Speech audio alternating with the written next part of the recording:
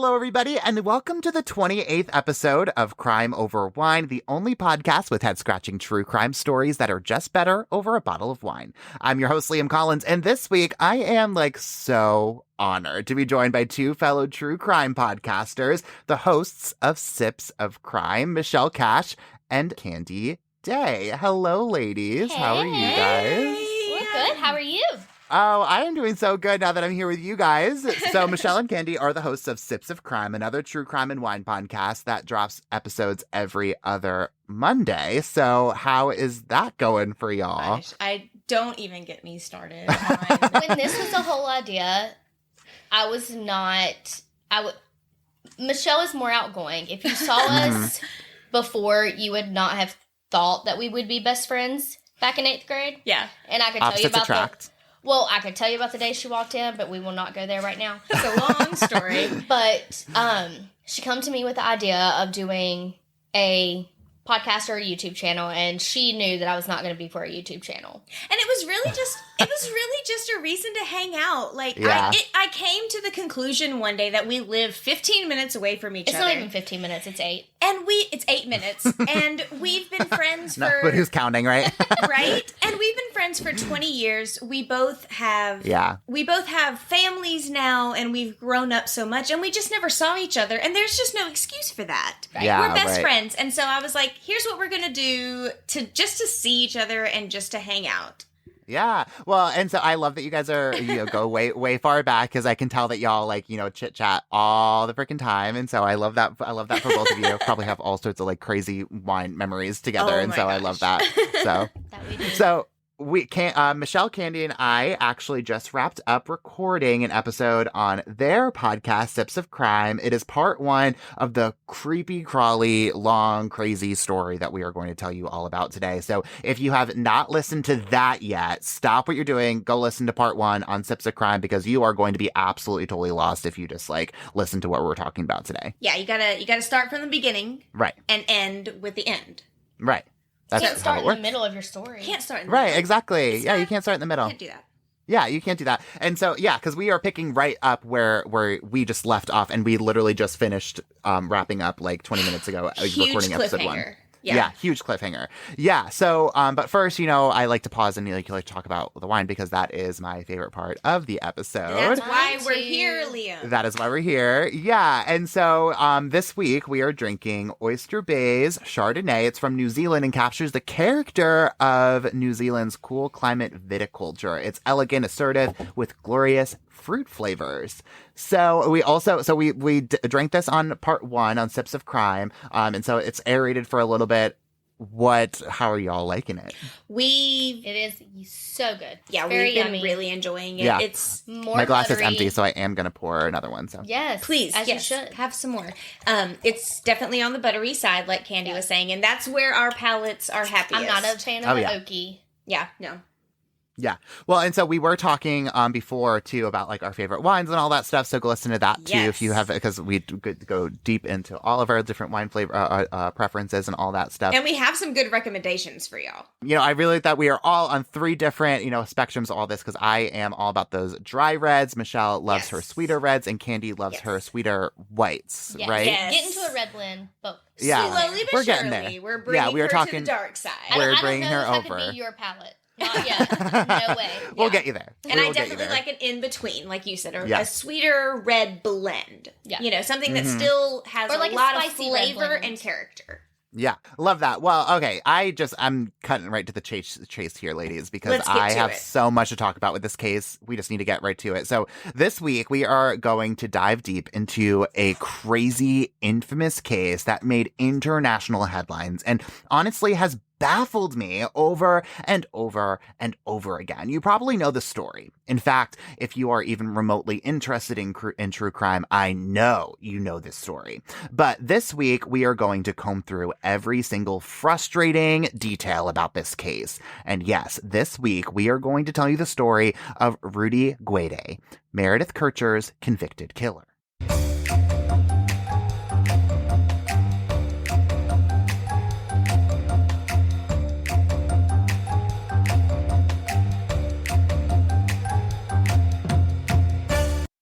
we are going to pick up right where we left off on part 1 on Sips of Crime. So again, if you haven't listened to that episode, go back and listen to part 1 first. Amanda and Raffaele were just arrested for the brutal murder and rape of Meredith Kercher, the beautiful 21-year-old exchange student from South London, and the media and tabloid attention on this case was running wild. Amanda and Raffaele were being charged with murder and sexual assault. Investigators were painting it as a wild sex game gone wrong, one that they argued Meredith did not want to take part in.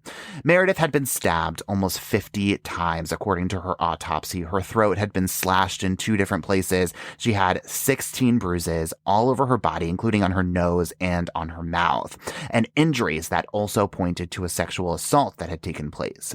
The crime scene was something you just had to see to believe, but I promise you, you don't want to see this. Meredith was practically naked. Her sweater had been pulled up above her breasts, and her blood-stained bra had been cut off of her body by her killer, or killers, after she had been stabbed. Blood smears on the marble floor was evidence that she had been moved after she had died, and there was some evidence that the killer had tried to clean up the crime scene afterwards. Could you just imagine being in the presence of that? Nope, No, I don't. want to I either. can't. You just don't want to Yeah. mentally go there. And it's, wow. Yeah. So what do you make of, because the moving of her body is always something, because I've read so much about like the, for the forensics psychology about like moving somebody after they had already passed, right? Especially for this kind of like brutal, bloody murder. What do you think of when you see that? Like, what are you picturing happening like while this crime is taking place? Well, one of the things that I found really interesting about this case was something that we did mention in our previous episode for ours, is that the film crew was there on site and actually filmed the room and the crime site, the crime scene, with her body still there.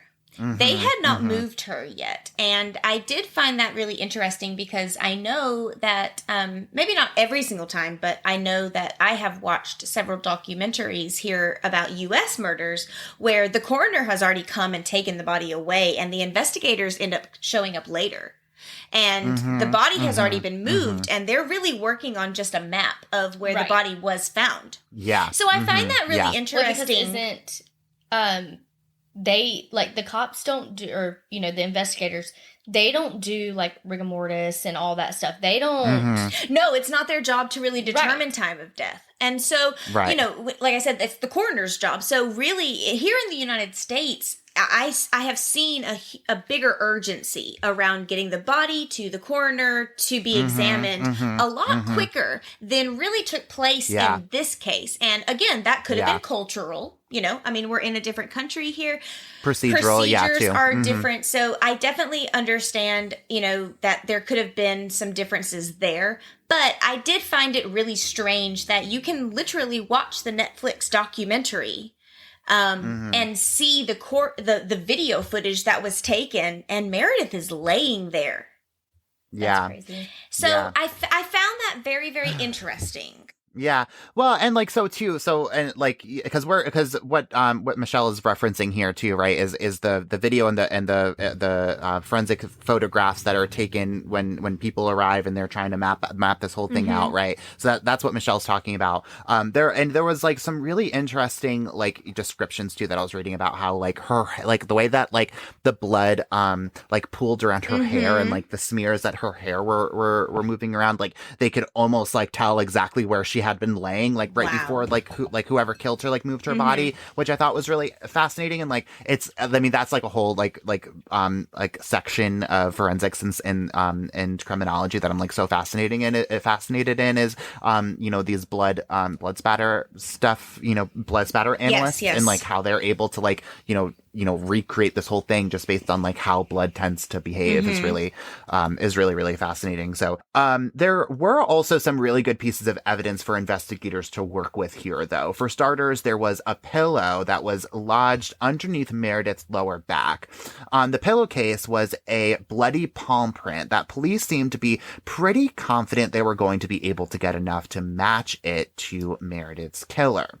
Near the window in Meredith's bedroom, police also find some broken glass from that window, which appeared to be from a break-in, again, presumably by Meredith's killer.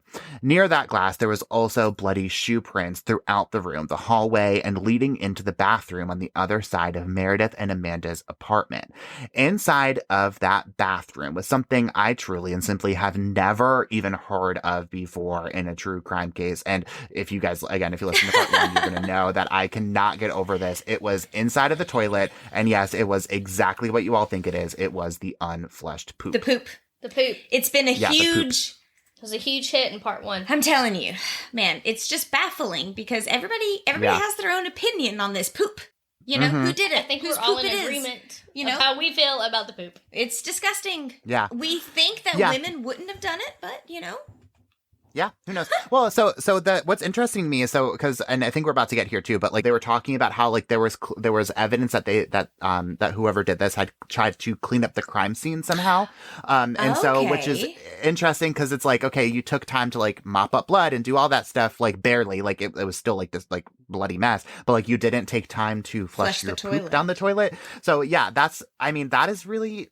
I don't know. I don't really know what to make. Again, the poop is like totally, like, I'd probably make a whole podcast on the poop. So yeah. I mean, I want to know like what test they ran and all that stuff. I find that very interesting. I didn't actually know during my research that we, put into our episode, which was the beginning of this podcast. We didn't really get into, I didn't realize that the killer had tried to clean up after himself, but then still didn't flush the toilet. That was my thing. Like, if you're cleaning up everything and you're doing your due diligence to clean everything up, you went in the bathroom. Yeah. I also think that there's probably a difference between like cleaning up the crime scene versus trying to clean up your DNA. Like you probably don't think about some of those things. Yeah, and like to be clear, like when we're talking about like cleaning up the crime scene, I'm talking about he did a terrible job. Like, yeah, it was not like it wasn't like pristine at the end. Like it was still thorough. Like blood everywhere. Yeah, like there was footprints, like those was the whole deal.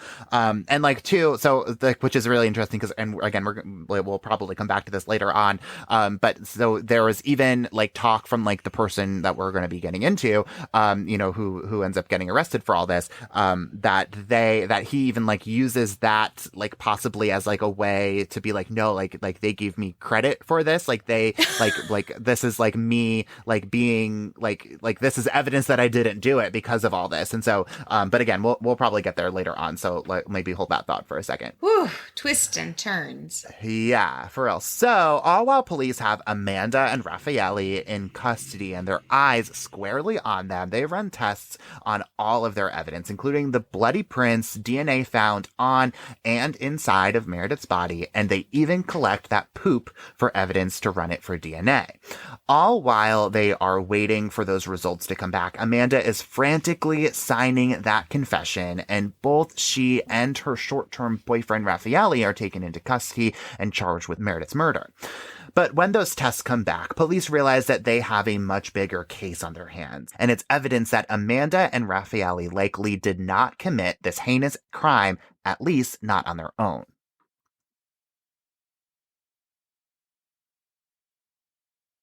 Police are not able to tie back almost any of the DNA or prints actually found on Meredith's body and at the crime scene to either Amanda or Raffaele outside of like some very trace amounts. Instead, they were able to tie it back to a man named Rudy Guede. And I mean, police tied almost all of that rock solid evidence right to him. The palm print on the pillowcase, the shoe prints in the hallway, the DNA that was in and on Meredith's body, and yes, even that poop, that famous poop, that was left in the toilet. He is a 20-year-old man who was originally from the Ivory Coast, but he moved to Italy with his dad when he was just 5 or 6. And this is a man well known to police. He was a known drug dealer in the area and had recently been tied to a string of burglaries too.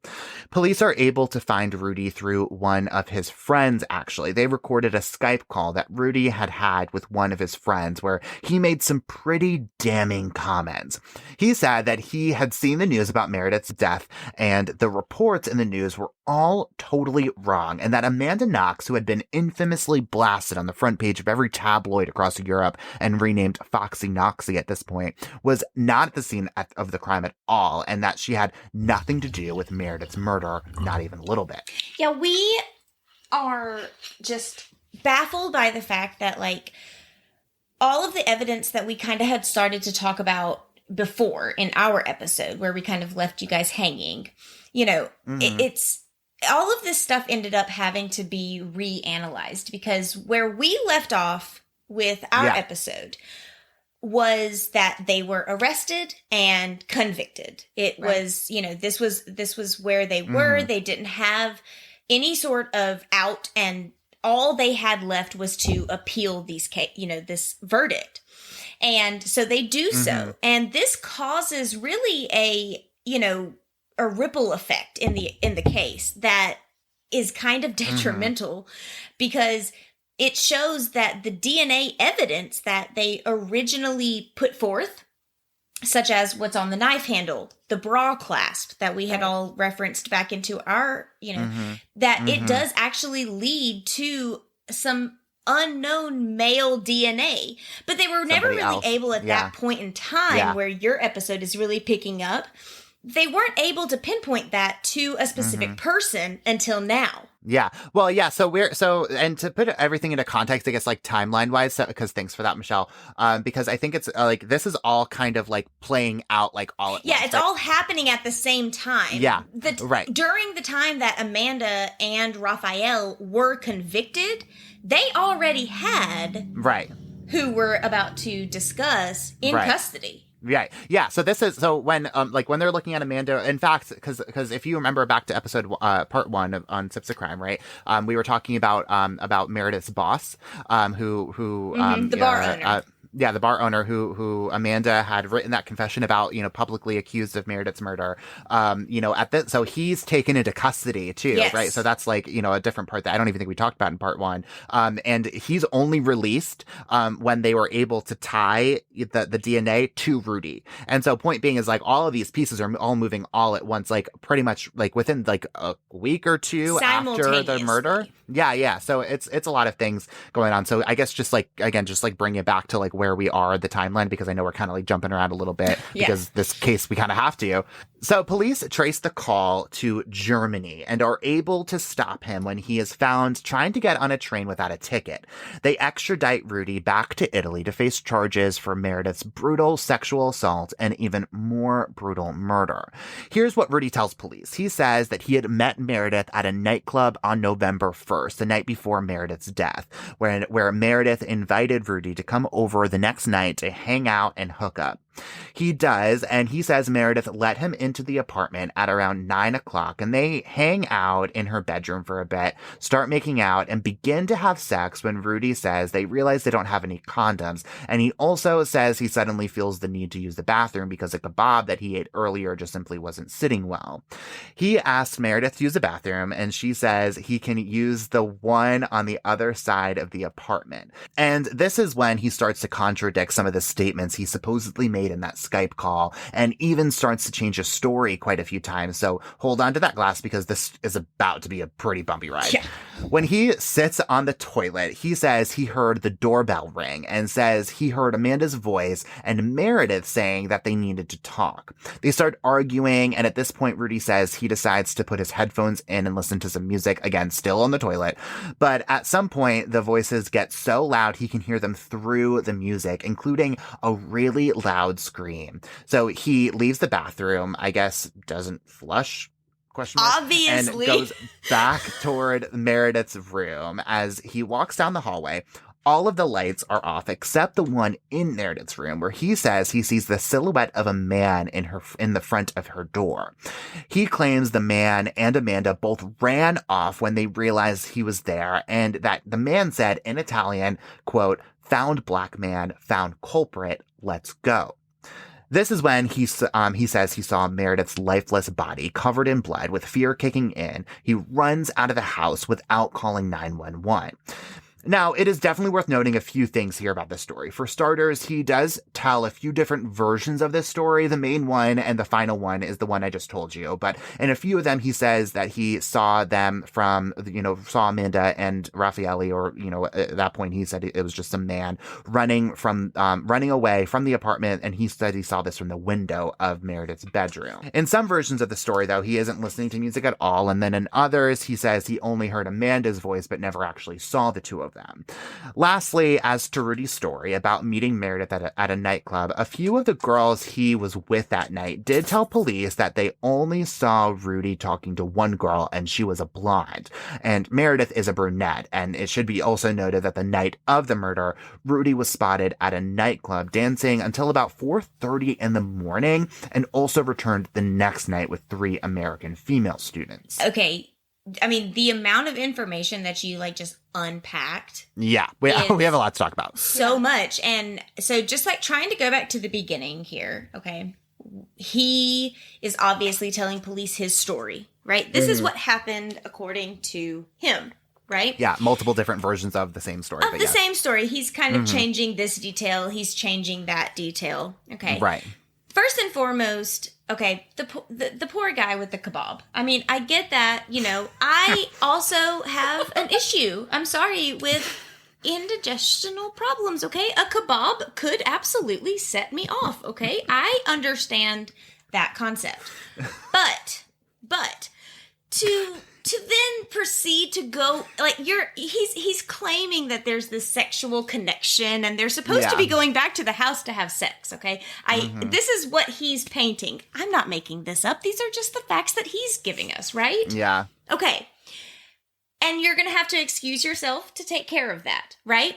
You just like put in headphones? Yeah. I'm sorry, but this is Yeah, just why do you a have headphones, strange too? situation. Okay, Yeah. if I ever have to go to the bathroom, I'm not putting in headphones because I'm not trying to have anybody else hear me. So I need to know what I sound like. Exactly. Yeah. Come on. I mean, that's like that is like, I mean, let's be honest here. I need to know like the kind of information that I'm giving everybody outside of the door, right?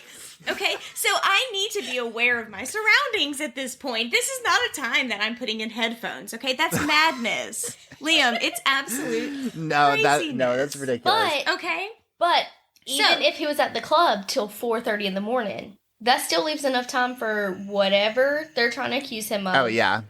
And him to go back to the Well, club. the timeline definitely works out for him to have still been able to commit this crime and still make it back to the club. But he's also saying, okay, we're missing a huge part in this because if we remember from our episode, okay, she's with Giacomo. Yes. Yes. Why is she? That's a good point. Why is she But- soliciting this guy that she met at a club? Yeah. And bringing Well, I him mean, back to I her think- house. I think too, like, I don't know, like maybe they had a fight that night, like maybe they, you know, Right. like Some okay, revenge you know. sex. That's what I was gonna say. I mean, if she got home at what? Which is fairly early, I would like to point out. And if her friend was the person, I mean, for her a college boyfriend at the age time, girl.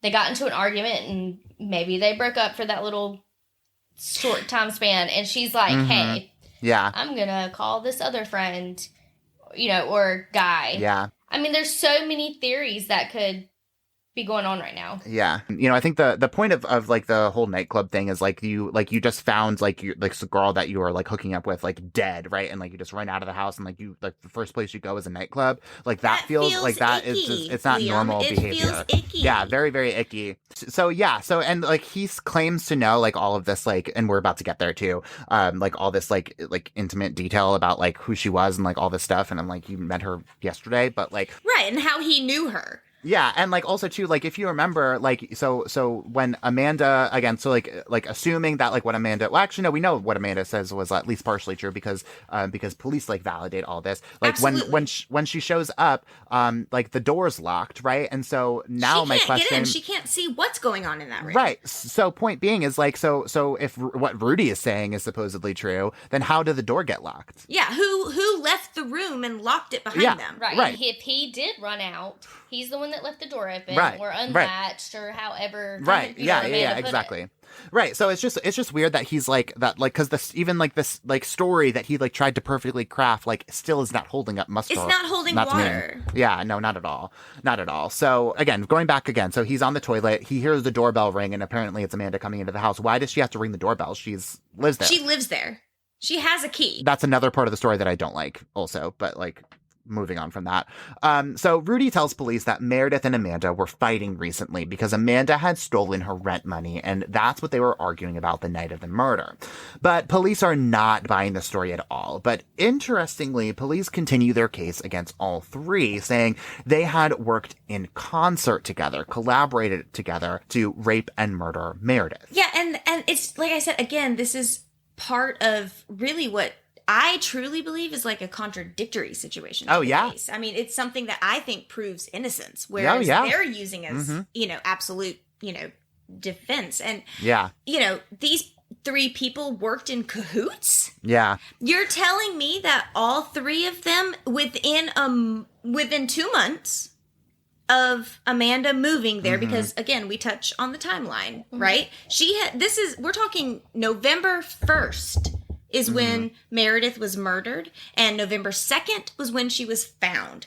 Amanda moves into that house on September 20th. You're telling me that a vendetta was created, or she targeted Meredith in this situation within that short period of time, right? And Raffaele agreed to collaborate. And she gets Raffaele involved, and she convinces Rudy that this is something that needs to happen, all in this time frame.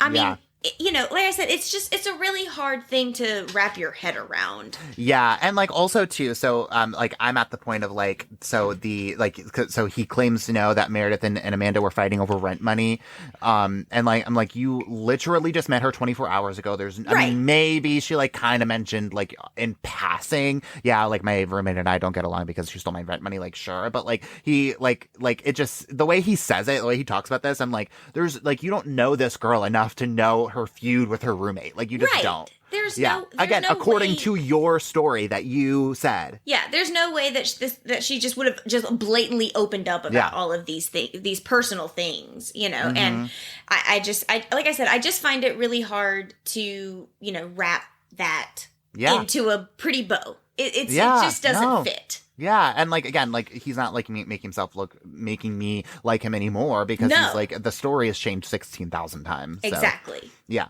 Well, with all of the police's suspects in line and in custody, Italian prosecutors have to start getting ready to take them to trial.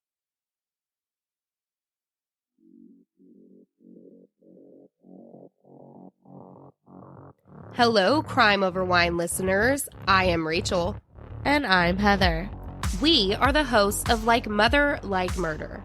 We bring you the good, the badass, and the crime. Each week, we bring you stories from missing and murdered to survivors and women who empower you. And of course, some mom talk sprinkled in. Check us out wherever you get your podcasts at Like Mother, Like Murder.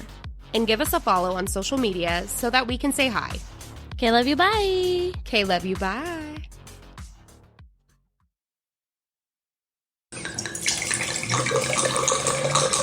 Okay, Michelle, Candy, how's the wine treating you? So good. Fabulous. Yeah. Maybe a little too good. There's no such thing. There's no such thing as too good. Is there no such thing? I don't think so. I agree. It's just really easy to drink. It's just an easy. I mean, especially when you're on a topic that you can all conversate about. Yeah, you're just sipping, talking, sipping, talking, and it's just it's a great social wine. If you're having a party or if you have a gathering planned, this would be a really great addition to that wine list. It definitely would be, and I'm trying because white wine just gets me chit chatting and gets me going and stuff. Gets me chatty, and so I'm trying to relate that to this very very dark case, and I'm I definitely needed more of a darker red to be able to talk about this one respectfully. This case definitely deserves a nice dark, Oh yeah.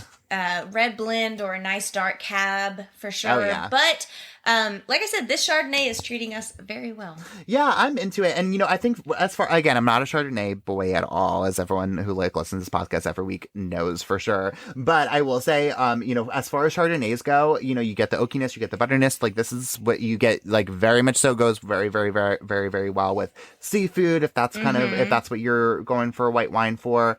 This is your Chardonnay, guys. Yeah, for sure. And it's an easy drink. I mean, I said, I'm very particular. like when it comes to my wine, whether because I will open a brand new bottle to drink with dinner than what I've been sipping on. Yeah. Because I find, that whenever I'm just sipping socially with people, I prefer a different wine versus when I'm eating and I'm ready for something that has a little bit of flavor and character. And so, like I said, this one though goes, I feel, perfectly with both. Yeah, I could also see, like, definitely feel get more seafood, but I could also see, like, chicken. Like, we're going for that, too. Oh, yeah, so, a good, like a light good chicken. buttered chicken. Yeah. Oh, yeah. Oh, I know. It's getting, like, awfully close to dinner time. We y'all, should get so some be talking like that. What is We should get some Speaking Italian of Italian, tonight. but this one. Oh, that was a really bad pun. I was going to say, I was like, for what reason? That was a really bad pun. Would go really good with some hummus. Yes, some hummus, like some lemon hummus. Yes. Y'all keep talking about food. I'm about to, like, pop off this podcast and go make some dinner. We might have to take a so- break to get some food. Pause, food. Pause, food. All right, let's get back to this. Let's get case back into before this. we eat before we eat something. So Rudy opts for a separate fast track trial, saying that Amanda and Raffaele had likely turned against him at this point. So he goes to trial less than a year after the murders, while Amanda and Raffaele were set to go to trial early the following year. At Rudy's trial, witnesses testify that he was a constant drinker, often drunk and using drugs, including cocaine.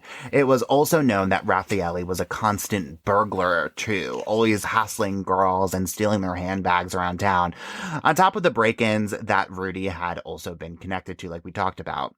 Interestingly, in their trial, Amanda and Raffaele made the argument that Rudy made up every single detail of his story that he told police down to meeting Meredith at the nightclub the night before. Instead, they say that Rudy more than likely broke into Meredith's room, hence the broken glass near the window and the locked door, raped and murdered her before making an attempt to clean up the scene, which I guess gave him the strong urge to, like, take a poop. I don't know. I'm, like, probably never gonna ever get over We're never that, gonna understand but this poop. yeah, I am never gonna understand that poop, and I need to stop reading into it so much. But I'm not. I can't. It's I can't. its own character in this story at this point. Oh yeah. I don't know. Again, because I keep bringing it up. Like, sure, but like I also like it's just such a like it's. I don't know. I need to stop talking about it. Yeah, it's Liam, weird. You don't have to Because, like, explain what's yourself. that process was like? Like, that's what I need to know. Like, I need to, like, be a fly in the you wall. don't have to explain yourself. It is an absolute violation of your personal space to walk into your own bathroom and find somebody else's poop in it. Yeah, that's fair. I'm not. I don't think that we should. I think it would be weird if you weren't alarmed by that part of the case. Yeah, and also too, so because we're talking about burglaries, right? And so Amanda said that she didn't see anything out of place, like nothing stolen and all that stuff. And so that I find really interesting because, again, like process-wise, right? So he breaks into the apartment, as presumably at this point, like kills and rapes Meredith, and then just goes to the bathroom, takes a poop, and leaves. And like at some point, like maybe wipes up some blood. Come on. It's a crazy situation. And, she even makes a point as to say that there were still very, like, valuable items that were just left out in the open, that were undisturbed during this time frame. Well, and that to me, like makes me wonder about, like, the frame of mind at this point, right? Because it's, again, like going down the rabbit hole of, like, Rudy's guilty. Then we're, like, like, I'm wondering, like, why, like, again, like, if he's a drug user, like, maybe this was all, like, maybe you just can't, validate any of these, like, actions at all, like, in any different way.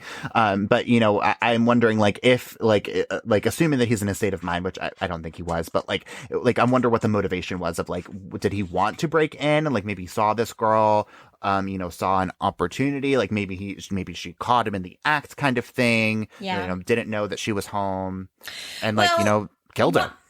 One of the things that I find interesting is that they did know Rudy a little bit. He had kind of befriended some of the friends downstairs. Yeah. And again, as I had kind of brushed on during our episode was, they had kind of befriended everybody in the house at that point by the time that Meredith and Amanda were both kind of in cahoots. So they were going downstairs and smoking pot with these guys, and Rudy had been there once or twice before. So he did know the situation and who was there. And I even found one article, and I didn't put this in my notes, but I do think it's kind of interesting, is that the guys downstairs said that they did know Rudy, and that the first time that he had ever came over to like hang out, which was just have a couple of beers, smoke some pot, right? Normal college interaction, that he had passed out on their toilet and there was feces in it.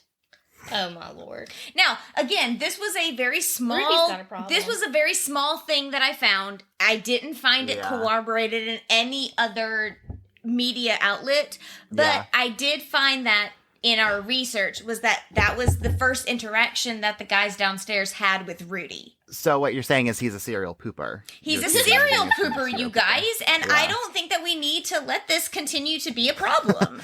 Yeah, well, spoiler alert, it ends pretty quick. So we'll put it that way. But okay, well, Rudy did end up being convicted of Meredith Kercher's rape and murder and was sentenced to 30 years in prison. In that sentence, the judge said that although he was finding him guilty, he likely did not, quote, materially carry out the murder, and that it was indeed, quote, in collaboration with Amanda Knox and Raffaele Solicito. But keep in mind, they haven't gone to trial yet. Right. They haven't proved any of this yet. And, you know, again, they've already formed their opinion about Foxy Noxy.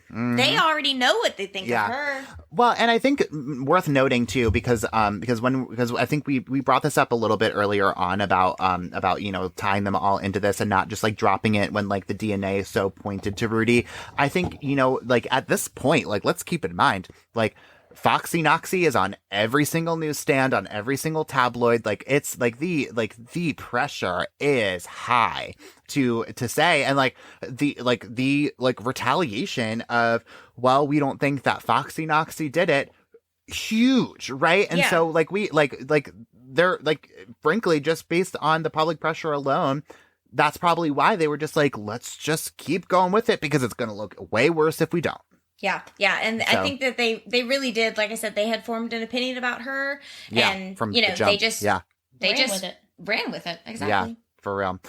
By early 2009, Amanda and Raffaele were getting ready to stand their own trial. They stick to their original story that they were at Raffaele's apartment and they were having sex and smoking weed the night of Meredith's death before Amanda returned home and found that locked door and Meredith's lifeless body behind it once police were able to get it open. Prosecutors argued that Amanda and Raffaele were attempting to get Meredith to engage in some crazy sex game, which she refused, but the couple forced her to participate, raping her and eventually stabbing her almost 50 times. And police point to a knife that was collected from Raffaele's apartment, which they said matched Meredith's stab wounds and had trace, and I mean trace, amounts of Amanda's DNA on the handle and of Meredith's DNA on the actual blade. Raffaele says that Meredith, and we talked about this in part one, that Meredith had been over to his apartment once and that she had like nicked herself on it, which is how her DNA ended up there, not because it was used to kill her by any means. No, of course not. And that's one of the things that's so funny about the situation. But rape kits were in at this point. So did we not do one? Well, no, I think that they did, but the thing is, like, they did DNA. Okay, here. So really, like, what happened was that they organized this search of Raffaele's house, and they found the knife there. And they just concluded that it matched the wounds. Yeah. Understand. Never... Well, and it's like a basic kitchen knife. It's like in everyone's house. This knife is not some sort of like elaborate, like, piece of machinery. Like it's a legitimate, just a kitchen knife that I would probably say 95% of Italians had in their kitchen at that time. 95% of everyone. Everybody. It was just a generic kitchen knife. And they're like, oh, this knife is consistent with the stab wounds of our victim. And so they test that knife And it happens to have these, as Liam said, trace evidence. Yeah. And so to Candy's point too, though, I think based on what I didn't read specifically rape kit was performed, but based on what they were talking about with the injuries, and they found seminal DNA inside of her vagina. And so I think based on all of that, it seemed like they did perform, and I don't know if this is if the process is the same in America as it is in Italy. But it seemed like they did perform at least the Italian version of a rape kit based on what I read. So yeah, I would agree, because they did find, like Liam was saying, they did find the DNA inside of her body. Yeah. So I do think that there was a vaginal exam. And I think that, if I'm not mistaken, when everything came out, it kind of took them a while to actually release the fact that sexual assault was a factor in this case. Whenever they really first released everything, it was just murder. It was, stabbing, and the sexual assault aspect of this case came out a few weeks later. Yeah. An expert does testify that the DNA, that evidence that was found on the knife, was unreliable, not only because of how much was found, but also because of how it was collected. They said it was collected with other items that were confirmed to have Amanda and Meredith's DNA on it. And so any trace amounts of DNA should be expected because of that, not necessarily because it was used in a murder. Well, again, I mean, all of these people were living together and in cahoots. Out, they were going from apartment to apartment up and down the stairs. I mean, Rudy had already been identified as somebody who had been in the apartment downstairs. Yeah. And interestingly too, so because you mentioned this on part 1, I didn't really go too much into this in this episode. But the DNA on the bra clasps I thought was really interesting. And I am so, because that's obviously a very intimate thing, right? And so I'm wondering, maybe I don't know. I'm just wondering how that ended up there. My mind just naturally wanders. Well, some of the information that I found about the bra clasp, and that we did touch on this in, like you had said in our first episode, was that it was found 7 weeks after. And I think too, and we're about to go into this too, but there is a lot of issues with how all this stuff was collected. The knife, I didn't read anything specifically about the bra, but I'm assuming that probably the same. If there's issue with the knife, there's probably issues with the bra. But just how transferred DNA and all that stuff. Amanda and Raffaele are convicted of sexual assault and murder charges. Again, saying that this was the fatal result of a cruel and unusual sex game gone wrong. And although no direct evidence is presented in this trial that points to this, the judge does not leave out the possibility that Amanda and Raffaele worked with Rudy to kill Meredith. Amanda is sentenced to 26 years in jail, and Raffaele is sentenced to 25 years. And the discrepancy in sentencing here is just absolutely baffling, but okay, we're going to get there much later on. Later that year, Rudy is able to get his sentence reduced to just 16 years, making him eligible for release on January 4th, 2022. But this thing is far from over, because Amanda and Raffaele swear they are going to appeal this conviction.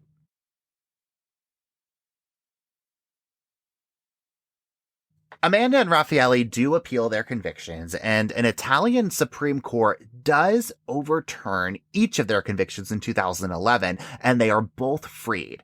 Amanda immediately returns to Washington State and is immediately swarmed by news media and paparazzi. And before Amanda can even touch foot on American soil, Italian prosecutors announce that they are going to retry the case against both of them. Yeah, that was a heavy blow whenever I reached that part, because I remember watching the video footage. I remember watching it of her getting off the plane. Like you said, I mean, before she even touched foot on on American soil, they were, planning. They were we're bringing her right back. And she actually refused to go back to Italy. Yeah. And I thought that was a really, really brave stance that she made, because I don't know if if the Italian government had been like, hey, we need you to come back for sentencing, I probably would have jumped on a plane and went, but she was like, no, I'm going to stay here, and you just let me know what happens. Well, we have it where you can't double jeopardy. You can't once Right. once it's done. Yeah. It's done. That's a good point too. Yeah. Well, yeah. So we're gonna get there too. Oh, do so you let's- go let's into hop that? too. Okay, Yeah, that's yeah. Let's exciting. go into. I love double jeopardy, so let's go into double jeopardy. So there is no rule against double jeopardy in Italy. In America, though, a judge can rule for a new trial if he or she finds that there was a significant issue in that first trial. But Amanda and Raffaele's convictions were like straight up overturned. Like they're not Right, they were guilty. acquitted. Not sent back to them. Yeah, acquitted. Like 100%, you're good to go. Yeah, not sent back to the lower courts. But I guess that's just like how it works in Italy. Like you can just like lose and Do you it just like again. keep going and going and going. Yeah, it's like again, like we were talking about in part 1, like we were talking about like the differences and like the rules here are like much tighter than like some Yeah. like European countries. It's like kind of baffling actually. Like remind me not to get arrested in Italy. That's all I Remind can say. If you go with us for those Yeah, 2 because weeks. you're gonna go with us to Italy. We Yes, already made yeah, these yeah, yeah, plans. da-da-da. Okay, we'll just make sure we Yeah, don't yeah. get arrested. Amanda and Raffaele are both convicted again in 2014, which they appeal. Amanda, though, who's still in the United States and still in Washington State, says she is not returning to Italy to wait for trial in jail or, frankly, even to stand trial at all. She tells reporters that Italian prosecutors would have to come and take her, quote, kicking and screaming if they want her there. They could extradite her. There are rules for that. But lawyers said that them being successful in doing that would be really unlikely, again, because of the American rules against double jeopardy. That's not going to fly here.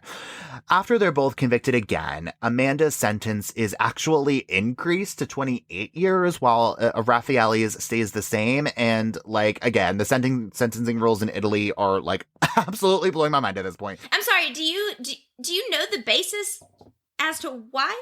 I'm assuming that it's just because she didn't show up, but again, like just crazy to me that the judge can be like, well, you're not here, and like I know you're convicted of the same crime, but like we're gonna up it. Like, sorry, sucks to suck. That's Yeah, again, That's so like crazy. I need to get on. Like that's like and like I can't wrap my brain around that. Yeah, and like again, like keep in mind. So like let's look at the 3 different people here that we're talking about. Rudy's convicted of 30 years. Amanda's increased up to 28 years now from I think 26 originally. Raffaele is still at 25.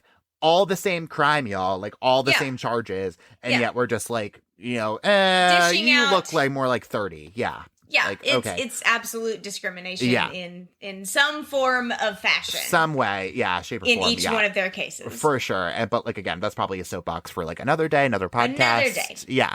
So finally in 2015, a judge sees the injustice that Amanda and Raffaele had seen in the Italian judicial system, saying that the original trials had been riddled with failings and overall a lack of solid evidence, and they are both acquitted and exonerated for good for the rape and murder of Meredith Kercher. Yeah, I mean, at that point, I think the entire United States kind of burst open. Yeah. Oh, yeah. I mean, everybody was on the edge of their seats. We were all watching it live. Mhm. I mean, as like every news reporter, I mean, CNBC, BBC, like everybody, I mean, the entire world was reporting on this case Oh, yeah. at this point, and Yeah. we were just hanging on the edge of our seats. Being in that space, I mean, I remember hanging out like with my parents, like waiting to hear what was going to happen. And what was so funny about it was that the conviction was so heavily publicized. Oh, yeah. But the acquittals and the second trial Yeah. that they ended up going through, they really didn't get a lot of attention. So you kind of had to know like where Yeah, to look it was going to happen. to find the information. Yeah. And we knew that it was going to be big news, but not everybody in America was watching it the same way. Well, and I almost even wonder, like, if people like just kind of assumed that she was just going to be thrown back in jail, kind of thing. You know what I mean? Like, and that's why it didn't kind of get that kind of attention. Because I do remember that. I remember, like, everyone being so interested in that initial verdict with Raffaele and all that and all that stuff. Like, everyone was on their TV screens, and then all of a sudden it was just kind of like over. Like all like the headlines went away. Like everything just kind of like drifted off. Yeah, So, everything really saga died was out over. at that point. Yeah, Yeah. everything really died out at that point, and you had to kind of know where to look to find reliable resources as this case progressed. And I do remember like sitting there thinking, because my parents were invested. My dad is a huge, I mean, that's what he does. So, we were all like sitting there thinking like, oh my gosh, what's going to happen to this girl? And, I feel like it wasn't near as publicized that she was being convicted as a second time here. And so we were waiting and knowing that, like, I was sitting on the edge of my seat waiting for that second, like, you know, that second judgment, you know. Everybody else had already made their opinion about her. They all, and that's why there's so much confusion in this case now, because so many people think that she's guilty. Because they didn't stay tuned. Yeah, that's a really good point. That's a great point. They saw the initial everything and then didn't see when everything was discounted. Right, because nobody else cared. Yeah. Nobody else so cared. We had popped the bottle on the champagne. Yeah. Well, with a new sense of freedom, Amanda and Raffaele start telling their story about how they were wrapped up in the horrible murder of their friend by police without any evidence, any hard evidence anyway, were subjected to cruel treatment and spent the rest of their lives trying to combat the label of convicted murderers. Amanda talks about being denied a lawyer or an interpreter and about being questioned for 53 hours over 5 days before she was arrested and charged with killing Meredith. She said she told police that she had no idea who killed Meredith, to which police responded by hitting her in the back of the head, allegedly, and telling her to remember. But a judge said there was no proof of that when Amanda eventually went back to court to sue for damages. They both wrote books, and Amanda came out with 2 podcasts recently, too. And there's also a documentary about the entire case that we've been talking about the whole time on Netflix simply called Amanda Knox. Yeah, I was really, I remember texting you about this, and I was like, I am so excited. I'm watching the documentary tonight.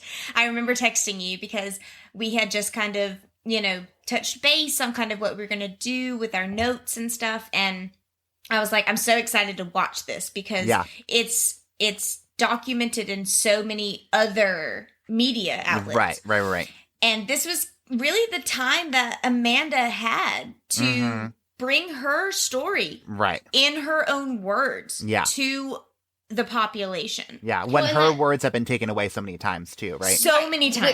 Which circles back to, if you hopefully listen to the first episode and you're not completely lost, when we... I don't know how you made it this far. When, you know, we talked about the police in Italy writing the confession that she signed, and we don't know what they said to her, say, hey, sign this or whatever, like we talked about in that episode. So, yes, I would want to tell my story that I know is my story. Yeah, right. And this was just like a really great chance for her to do that. It was a good place for her to... Great platform, Yeah, and it was able to get out to the masses. Right. She was heavily criticized for doing this. Of course. You know, and it's like, so we're sitting here condoning her actions, saying, hey, this is a great way for you to get your story out there. This was a way for you to tell it in your own words. But she was, again, heavily criticized for just going on the documentary at all. And the Kercher family just absolutely refused to participate. And I don't blame them. No, and I don't either. But as any other normal person, you're going to tell your side. Yeah. I don't care who you are. And she has the right to do that. Exactly. Yeah. Well, okay, I do think, you know, because I, like, here's where my criticism comes in only from this realm. And, like, this is maybe more so looking at it from, like, the people who, like, do think that she is still guilty from that perspective of, like, so she goes on TV all the time talking about how, like, Meredith was lost in all of this, which I totally 1000% agree with. But yeah, then she does say that. I will give her that. But then like, to make a Netflix documentary with, like, your title and, like, all that, like, I could see, like, how, and, like, you're writing books, you're making podcasts, like, you're doing all this stuff, and, like, it's all named after you. Her, right? Exactly. And so I could see a world where you're just like, I don't know, and, like, even to me that still feels a little icky, like well, yeah, you're making money off of it, to make money off of this, like, horrible thing. And, like, sure, like, a very horrible thing to happen to you, absolutely. I definitely think if you're if you're listening to this and saying, like, 100% innocent, no doubt in my mind, that's where I'm at, then, like, you definitely like she's a victim in this. Raphael is a victim in this, obviously not as much as Meredith, but but she's still that they, there are three victims in this whole thing, assuming that, we're going off of the assumption that Rudy Guede is actually the person who did end up killing Meredith Kercher, which there's no doubt in my mind for that, but like there's still a little bit of a haze, I guess. I will say that at the very kind of, I guess, towards the end of the documentary, Amanda herself does say, and I'm just going to quote this, but she says, "Is it more believable that somebody broke into the home and saw the opportunity to rape and murder this person?" I'm going out of context here, but I'm just paraphrasing. "Or is it more believable that I constructed this whole event Ordeal. What's more interesting to end with her death? Tell me what's more believable." And when you put it that way, but not just believable, but more interesting. Yeah. Because that is what the whole world right now is all about. Yeah. What they're interested in. Social media. What's the better story? All that stuff. Yeah. What is more juicy? What is more detailed? That's what anybody. Yeah. It's what we're all waiting anybody for. It's looks what we're for. sitting on the edge of our seats for. This Yeah. is why we do this right here. Right. It's why we have a true crime podcast. Yeah. Yeah. Well, definitely. I mean, so, again, interesting story. Absolutely. This whole thing, right? Amanda, Raffaele, Rudy, Meredith, the whole thing's very interesting. But again, going back to the root of all this thing, which again, if we're to believe the story of where we are right now, simply started as a burglary that ended in a murder. And so but yet it all turned into this whole elaborate smoke show. And again, you can point fingers at whoever you want to point fingers at. I know who I'm pointing fingers at. But that's how this whole thing started. And again, I think that you need to remember that at the end of the day, there's a family that is missing their loved one, Meredith, and Meredith died. And so I don't know. Yeah. But to this day, Rudy is the only person who remains convicted of what happened to Meredith Kercher, although he would only serve 13 years of that original 30-year sentence. He was released even earlier than that, though. He was released from jail early for good behavior on November 24th, 2012, more than a month before he was scheduled to be released originally. Upon his release, the media frenzy picked right back up again, and he told reporters that he maintains his innocence and gives this quote to the U.S. Sun that just absolutely makes my blood boil. And Michelle, I'm hoping you're going to be able to read it for us if you can. "The first thing I want to say is to the Kercher family and how sorry I am for their loss. I have written a letter to them in which I explain to them how sorry I am, but it's too late to say sorry for not doing enough to save Meredith. The court accepted that I tried to save her by putting towels on her wounds." Which is news to me. I never heard of these freaking towels before, but... I was about to say I was just getting ready to ask you where you got this. Yeah, so this was written again in the U.S. Sun, just one article that I wrote after he got out of jail.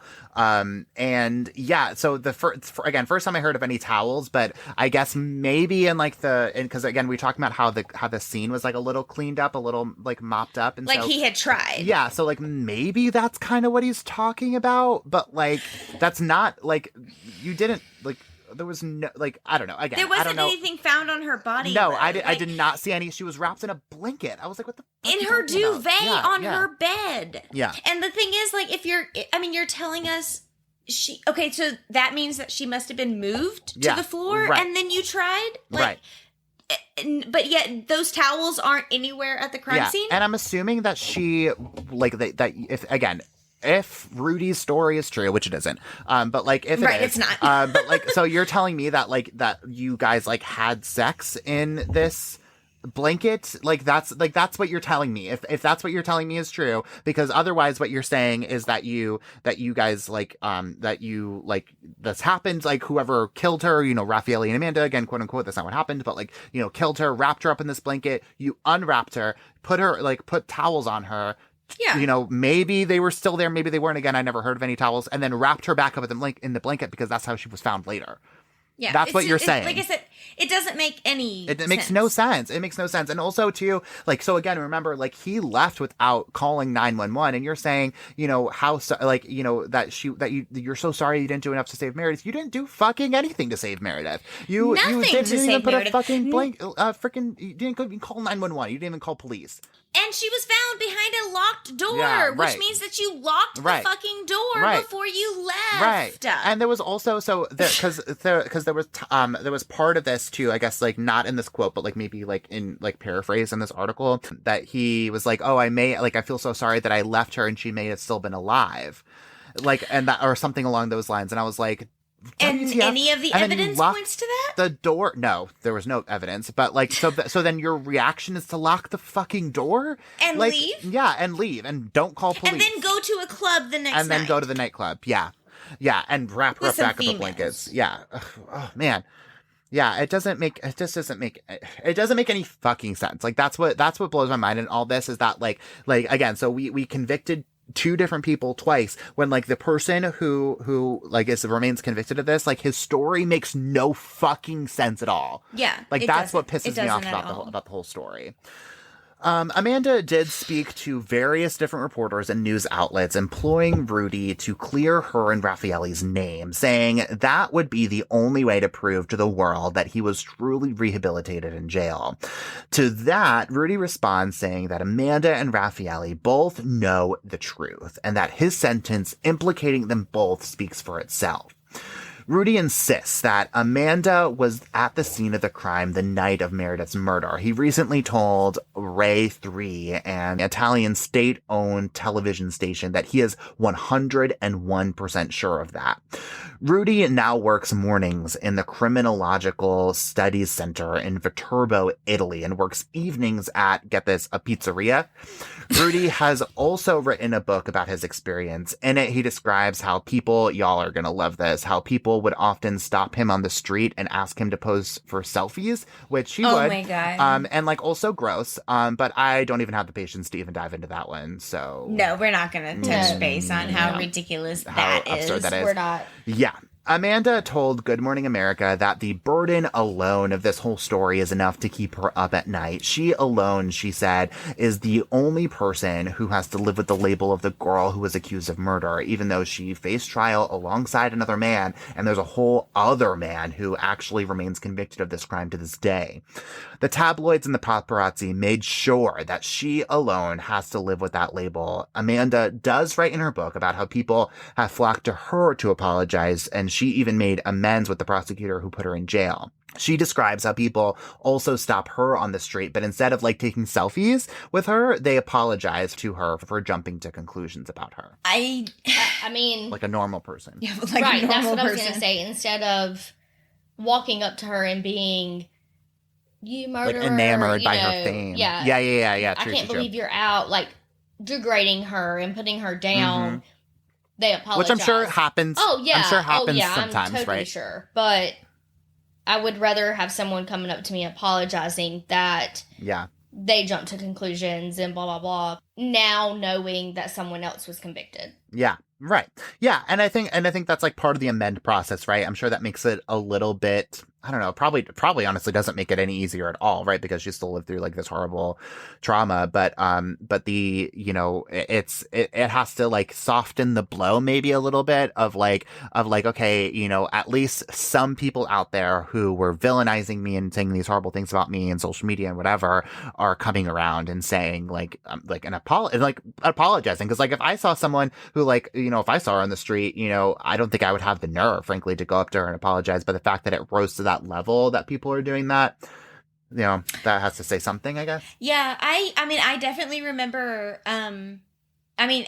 Just as an adolescent teenager at the time, you know, following this story, I had definitely formed an opinion of her. I mean, I don't like. I'm sure everyone did. Well, I don't like admitting that. I mean, I wasn't the same person that I was, you know, so many years ago. But I mean, I was only given the information that I received from my media. And I think that it's just important to note that it's... Yeah. Well, and it's like crazy, like, and this is like, again, different podcast, but it's like, because I've said, like, again, like in my job, like I've sat in on so many different trials, and like you see these play out and you're just like you see the show that like lawyers are trying to put on and like to outdo each other. And like at some point you just have to be like step back and be like, this is all about the law. Like it should be all about the law, and it should be whether or not someone actually did something or didn't do something, and can you prove it or can you disprove it? Yeah. And like it shouldn't be, and like again, like I watch these like I watch The Good Wife, right? And like obviously that's fake, but like it's like, you know,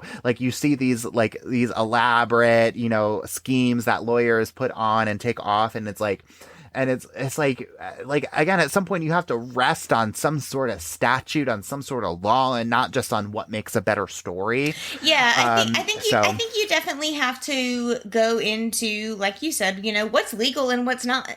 Right. That's what it comes down to. And, you know, I think that that's what brings this case to such major headlines is, you know, what we consider here in America to be legal search and seizure is not the same thing as what Italy considers legal search and seizure. And the judicial system is different. It is what it is. And I think that America made their opinion, you know, very heavily on this situation based on the information that they were given without taking into consideration the differences in culture. Yeah, and there's the you know, the court where you sit in front of a judge and do all that, and there's also the court of public opinion where, you know, you're tried and executed immediately, again, just based on what better story. Yeah, what's a better story, right? So Amanda did end up getting married in 2018 and welcomed her first child in 2021.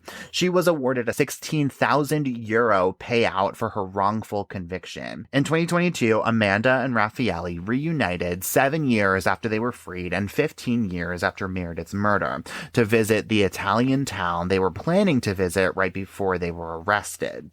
They posted a picture of them at their reunion on social media, to which Meredith's sister gives a statement to the media saying that it was done in, quote, poor taste, and that they should remember they were only brought together over the brutal killing of her sister, regardless of whether they actually did it or not. Okay, so I have some mixed feelings about that. I mean, if they were still a couple, though. They weren't a couple. If I'm not mistaken, during his time in jail, he had written Amanda and was still professing his love to her, and she was like, nope, I don't feel the same. I wish you the best, but like we can't be romantically involved anymore. How could you? Well, you see that person every day, and you're just reminded of like the worst thing that ever happened. Yeah, and it's just, I mean, just imagine seeing that person. Like the next time you see that person, it's going to be in handcuffs in a courtroom. Right. Yeah. Okay, so I get her feeling on that.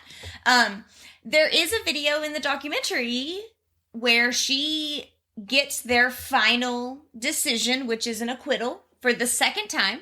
And the first person she calls is Raffaele. And they chit-chat, and she's like, I'm just so happy that you're here and that you're experiencing this with me. You know, I mean, there's just like a general, but there's no love, there's no kissy-kissy, there's no affection there. And I mean, that is the only other person in the entire world that understands what you're going through right now, right? Because they're going through the same thing. That's your anchor. Natural.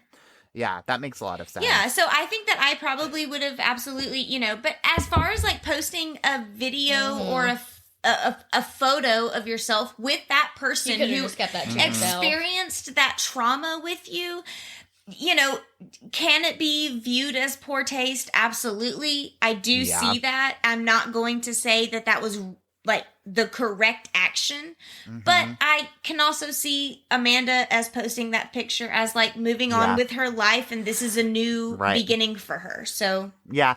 Well, and I also do see like, you know, like again, like knowing what we know right now, where we are right now in this whole case, like in my opinion, like Amanda and Raffaele are victims in all this too.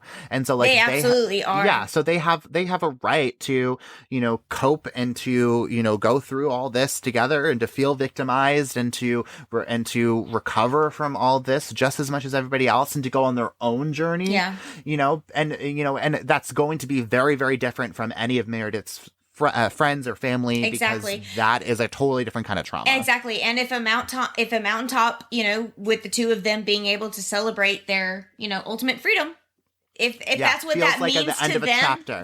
then Closing good a for chapter. them. Yeah. Yeah, right. So as for how Meredith's family is feeling about all this, I feel like I kind of have to bring that up, Yeah, right? Because, we have we to talk talked about all it. about how Meredith really got, pushed aside in all of this like chaos, right? The media frenzy, the trials, the books, we were really candid, right, Michelle? Like, right, we were talking about this before about, when we were doing this episode, that we really honestly candidly couldn't even remember the name of the woman that Amanda Knox and Raffaele Solicito were accused of murdering. Yeah. And so, as for Meredith's family, their lawyer told the BBC that the time served for Rudy was too short for anyone, and they can't seem to figure out why more people were not convicted for her death. It really ranged based on what family member you ask as to whether they think Rudy was guilty or Amanda and Raffaele were guilty, or all three of them were guilty. Unfortunately, there are a lot fewer of them left. Both of Meredith's parents died in 2020, within months of each other. Her father died in a bizarre hit-and-run accident, and her mother died while on kidney dialysis during the worst of the British COVID lockdowns. On the 15th anniversary of Meredith's death, just this past November in 2022, Meredith's siblings released a statement about their entire situation, and it's really heartbreaking. And so, Candy, I'm hoping that you're going to be able to read it for us. It is 15 years has heartbreaking. passed in the blink of an eye, but yet we have lived a lifetime in between something Meredith, sadly, was never afforded. Losing both our parents within just 4 months of each other, early 2020, brought its own tragedy, but we take some solace in knowing that now, united with Mez and no longer having to live with the grief which consumed them, Meredith will always be in our thoughts and forever in our hearts. Also, I just want to point out that a nickname that they had Mez, for yes. Meredith, Right, that's what they called her. They called her Mez. Yeah, I just can't even imagine what they're even. I mean, that's just so hard, right? Especially to 2020. So we're talking 5 years after. She's the little sister, Amanda. She's the youngest, right? And so this 5 years after Amanda and Raffaele were exonerated, and so this is still fairly kind of fresh for them of not really totally having the clear answers that they all may want. And then all of a sudden you got this massive tragedy. Your parents are that is your lifeline, right? That is where you came from. And so, it's just those kids, it's just really hard to even wrap the I can't I'm the youngest of four, and so I'm just so it's just I can't imagine being in that situation where you lose one of where I lose one of my siblings, all of a sudden my parents die, and then all of a sudden it's just three of us just kind of figuring out where to go. It would be foreign. Yeah, to you. It would be completely foreign. I would feel like there was always something just missing around us. Yeah. Well, and I also just have to say too, because even because I kind of touched on this a little bit of just about how it depends on kind of who you ask, in terms of whether who thinks whether this person was guilty, who thinks this person was guilty, who thinks that everyone was guilty, who thinks that there were mistakes made, whatever. And so from that note too, that has to be so frustrating of in all of this, sure, we're kind of in this settled place of Rudy was convicted, Amanda and Raffaele were exonerated, but you still I can't imagine you get any clear answers out of this because of all of the haze and the confusion of that muddied all of the waters as to whether you think this person and two, nobody wins at all, right? Because if you think that Amanda and Raffaele are guilty, then you lost that because they were exonerated. If you think Rudy was guilty, then he's out of jail. Nobody's serving time for this right now, for killing somebody. Exactly. And then and if you think everyone was a part of it, then you definitely lost because that is not in the cards at all. Yeah, I think that was a huge blow. I think to just the end all be all of this case. I mean, it was the situation of nobody wins. The family gets no closure. Mm-hmm. They are in a situation where they still have answers they still have questions that they don't have answers to. And that's just heartbreaking, you know? And unfortunately, you know, as we know, Rudy retains his innocence to this day. He has never actually, you know, said that he did this. And it's, you know, it's a tragic situation, and I couldn't imagine being a sister, a daughter, a mother, you know, in this situation. And it is kind of what it is, and they just have to kind of take that with a grain of salt. And then to have both of your parents pass away within such a short amount of time, who also didn't get answers. Yeah. You know, it's a tragic situation. I kind of have to like believe though that like they have all the answers, right? Like you have to like they at least know what happened for sure, you know, like they have to. All right. Well, kind of like a weird transition to make here, but I'm just going to like do it. Like that is all that we have for you this week. So Michelle, Candy, thank you. Thank both you so much for coming on. It was lovely talking to you. Oh my gosh. Both. We have enjoyed it so much. So much fun. Yeah. This man. I mean, this case was just like a really, really heavy one. It was a long one. So I'm glad that we were really able to split it up into 2 episodes because I feel like it deserved that time. Yeah, there's no way that you were going to be able to get through all of this in an episode. I mean, it is like there's just so much to flesh out here and like comb through and all that stuff. And so, and it's also great to be able to do some of these cases with people who, you know, share the same passions for you know, victims specifically, as I do. And so it was just great talking with you guys about this because it's important to have people who care about, you know, the people involved, you know, putting out these stories. And so I definitely get that vibe from you guys. So. Well, we certainly appreciate you as well. I mean, we were very excited whenever you reached out to us the first time, and we are just so thrilled that we were able to get this episode out and get this, you know, connection with us. And I'm really excited to see what we will probably do in the future. Yes, we definitely have to do more. Oh, for sure. Oh, duh. That was like a given for sure. So tell everyone where they can find you and your work online, and also give us like a little bit of preview of what you guys have like cooking up for us. So we are actually have our website at sipsofcrime.com, where you can find our updated newsletter where we talk about our monthly favorites, such as different podcasts and different books. We are, you know, big bookworms. So we love to read and we love to share those things with you guys. You can find us on Instagram and Facebook, all at sipsofcrime.com. And we are on Apple Podcasts, Spotify. Anywhere that you can get your podcasts, Anywhere we are you there. get your podcasts, we are there. And as far as like upcoming news, we are going to be introducing a Patreon very soon. So we're going to have some exclusive Love that. You know, footage and some exclusive tales and stories for you guys. And so that'll be very, very excited, just so we can bring even more of our freaky family members in. Well, thank you both so much again for coming on. And thank you all so much for listening. We are going to put all of our sources on our website so you can read everything for yourself and probably come up with a few theories too. And if you are just loving this podcast, and if you love part 1 on Sips of Crime, the best way to help others discover our podcast is by leaving us a 5-star rating and a review wherever you are listening right now. So make sure you follow us on Facebook, Twitter, and Instagram, and we will see you next week for another episode of Crime Over Wine.